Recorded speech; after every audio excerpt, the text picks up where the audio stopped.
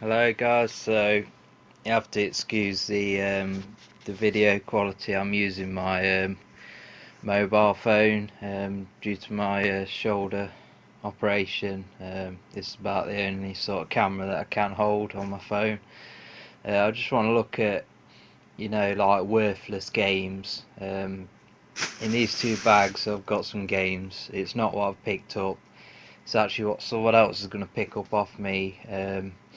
I've sold this whole lot for £9 on eBay. There's about 20 games that are usable in here, a few other odds and ends, but just wanted to do a video looking at just games that I've got that just aren't really worth anything. Otherwise they would have been sold separately. The first two in here, because I actually had 3 copies of it, was Choo Choo Rocket. I believe it came with some Dreamcasts. So yeah, not a fan of that. And then we've got 2 copies of this, I think. Maybe not, it must have come a bit later.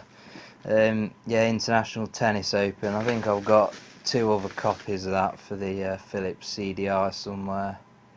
So yeah, one of the most common CDI games. Pretty crap really. Graphics aren't bad until everything starts moving. Another Philips CDI sort of title. This isn't really a game, but VCD, 4 Weddings and a Funeral. It's just one of those movies everyone's seen, that they don't want to really see it again. If it was a current movie, it'd be like, well, I say current, if it was a newer movie, it'd be like the equivalent of buying Fight Club on DVD.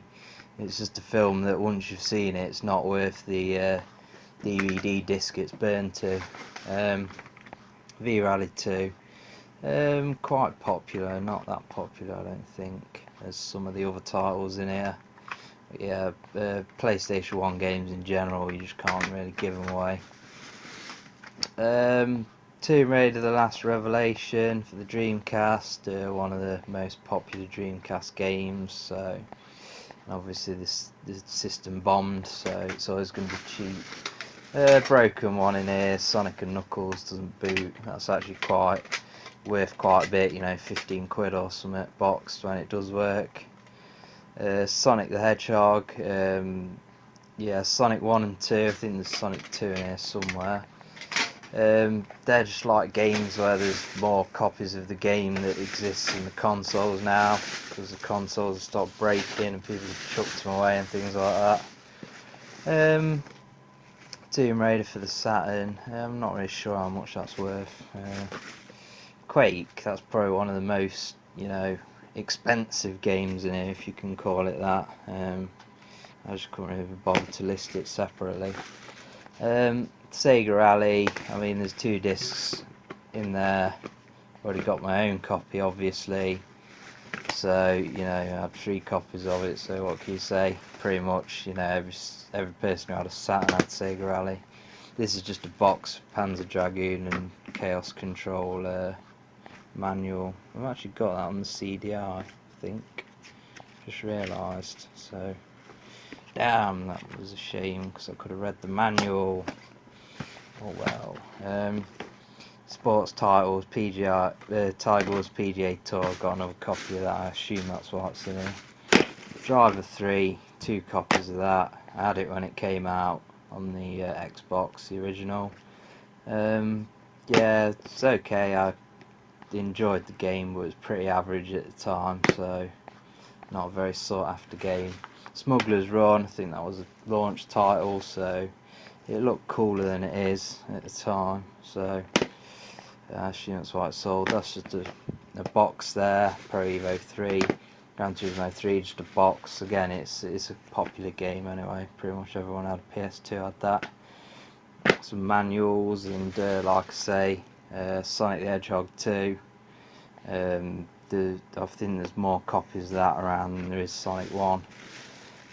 So yeah, not necessarily bad games are cheap.